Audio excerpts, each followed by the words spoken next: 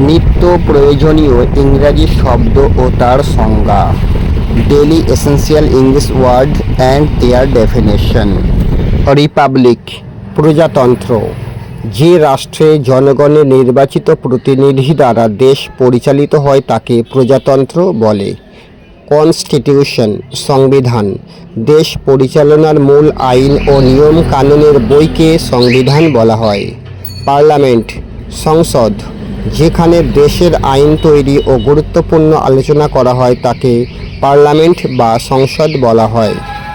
Assembly পরিষদ বা বিধানসভা, যেখানে প্রতিনিধিরা একত্র হয়ে আলোচনা ও সিদ্ধান্ত নেন তাকে অ্যাসেম্বলি বলা হয়। ক্যাবিনেট মন্ত্রিসভা, দেশ পরিচালনার জন্য প্রধানমন্ত্রী ও মুখ্যমন্ত্রীর সঙ্গে কাজ করা মন্ত্রীদের দলকে ক্যাবিনেট বলা হয়।